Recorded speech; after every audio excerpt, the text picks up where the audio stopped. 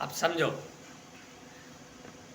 अब हम जो शुरुआत करेंगे ज्योतिष में, देखो ये कुंडली है, इसमें कितने 12 घर हैं, देख सकते हो आप, 1 2 3 4 5 6 7 8 9 10 11 और ये 12, ठीक है।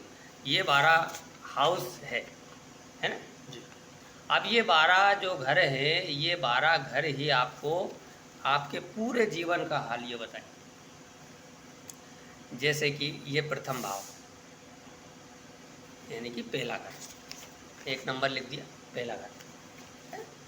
अब ये पहला घर जो है, इससे आप स्वयं के बारे में जानकारी, आपका रंग कैसा होगा, आपका स्वभाव कैसा होगा, अच्छा। आपकी हाइट क्या होगी, ये जो आपके बारे में जो जानकारी है, जो प्रथम भाव आपको बताएगा, ठीक है। हाँ, प्रथम भाव आपको ये मतलब ये आपकी पूरी जानकारी बताएगा।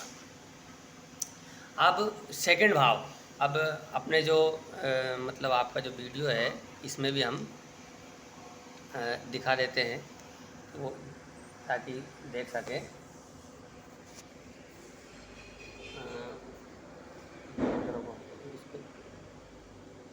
फोटो खींच रहे आप?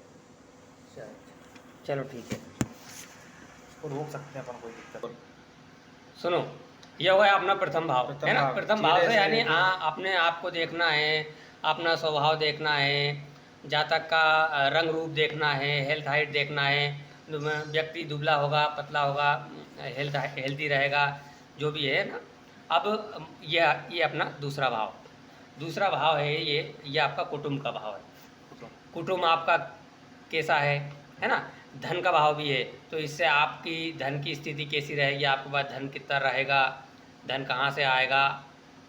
और ये वाणी का भाव भी होता है, यानी आपके शब्द किस प्रकार के रहेंगे, आप किस प्रकार से बोलोगे।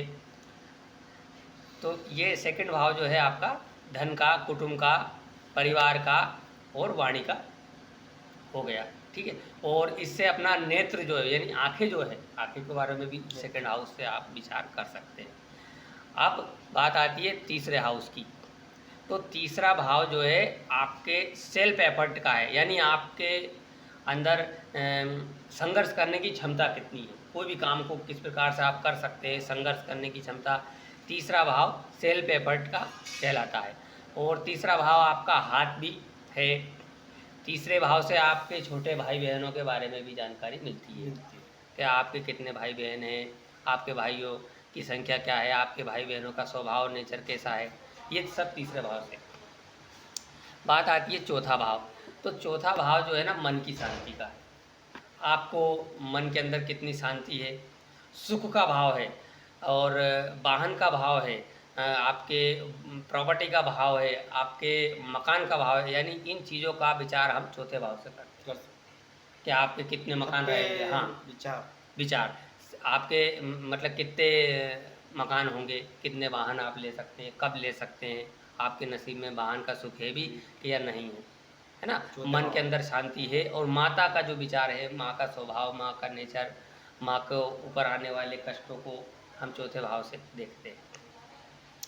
फिर पांचवा भाव है ना, तो पांचवा भाव आपका बुद्धि का है, आपके अंदर कितनी बुद्धि है। और पांचवा भाव आपका शिक्षा का भी है। पांचवा भाव आपका संतान का भी है, आपके बच्चे कितने होंगे, संतान कितनी होगी, ये पांचवा भाव बताएगा। और फिर आता है छठा भाव। तो छठा भाव जो है ना, ये कर्ज का भाव कहलाता है, यानी कि आप जीवन में कितना कर्ज लोगे, कब लोगे। आपके दुश्मन इसी घर से देखते हो कि आपके दुश्मन कौन कौन होंगे, किस प्रकार के होंगे, है ना। और कर्ज भी इसमें। और जॉब, जो आप नौकरी करते हो, आप किस प्रकार की जॉब करेंगे, जॉब भी हम यहीं से छठे भाव से देखते हैं। फिर आ गया सप्तम भाव। तो सप्तम भाव जो है ना, ये आपको बताता है कि आपका वैवाहिक जीवन किस प्रकार का रहेगा, आपकी जो पत्नी रहेगी या पति रहेगा, वो उसका कैसा नेचर रहेगा, है ना। और सप्तम भाव व्यापार के लिए भी देखा जाता है, अगर आप व्यापार करते हो तो व्यापार किस प्रकार का करना चाहिए आपको, है ना। तो सप्तम भाव जो है इन चीज़ों का है। फिर आ जाता है आठवां भाव। तो आठवां भाव जो है ना, वो दुख का है, पीड़ा का है। एकदम अचानक से जो कष्ट आते हैं वो अष्टम भाव से आते हैं। अगर आप कोई रिसर्च वाला काम कर रहे हो, जैसे जो वैज्ञानिक है, ज्योतिष है, ये सब अष्टम भाव में छुपी हुई चीज़ें हैं कुल मिला के। और गड़ा हुआ धन, माया, ये सब अष्टम भाव से, और जो पैतृक संपत्ति जो मिलती है वो भी अष्टम भाव से देखी जाती है। फिर आ जाती है नवा भाव, ये सबसे इम्पोर्टेंट भाव हो गया। ये क्या है? भाग्य स्थान बोलते हैं इसको। आपका भाग्य कैसा है, आपको भाग्य में क्या क्या चीज़ें प्राप्त होगी, आपका भाग्य आपको सपोर्ट कर रहा है या नहीं कर रहा है, और इससे आप पिता का विचार भी करते हैं। आपके पिता का स्वभाव, नेचर, पिता का सुख, ये सब 9th हाउस से, नवे भाव से हम देखते हैं। फिर आ जाता है 10वां भाव, तो ये आपका ओवरऑल कर्म का भाव है, यानी आपका काम करने का ढंग क्या रहेगा। जैसे रहता है कई कई का बहुत आलसी स्वभाव रहता है, आराम से काम कर रहे हैं, वो कई जिनके अंदर चुस्ती फुर्ती है, वो फटाफट काम निपटा देते हैं। हाँ, अलग अलग कर्म का भाव ये 10वां भाव कहलाता है। फिर आता है 11वां भाव, तो 11वां भाव जो है ना, आपको लाभ को दर्शाता है कि आप जो कर्म करेंगे उसका आपको कितना लाभ मिलेगा, है ना। ये लाभ का भाव हो गया। और इच्छा पूर्ति का भाव भी है। इच्छाएं जो डिजायर, मतलब इच्छाएं जो बनती है, इच्छाओं को पूर्ति करने के जो साधन है, वो सब हम 11वें भाव से देखते हैं। फिर आ जाता है 12वां भाव, तो 12वां भाव आपके ओवरऑल खर्चे हैं, हानि है, चाहे शरीर की हानि हो गई, चाहे धन की हानि हो गई, है ना। तो ये सारी चीज़ें, खर्चों का भाव जो है हम 12वां भाव बताते हैं। तो ये इसमें 12 तक। आपको सीधा नहीं दिखेगा क्योंकि ये सामने वाला कैमरा है। तो इसमें जो 12 भाव है, हमने 12 भाव के बारे में आपको जानकारी बताई। अब हम अगले वीडियो में ये देखेंगे कि इन 12 भाव में राशियां भी होती हैं। तो पहले आप राशियों की जानकारी कि भाई 1 से लेकर 12 तक राशियां हैं, उनका क्या स्वभाव, क्या नेचर है।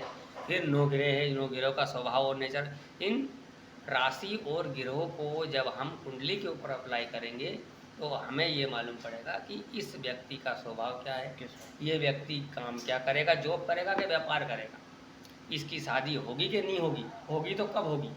ये सारी बातें हम आगे उसमें सीखेंगे। जब तक के लिए जय माता की, नमस्कार।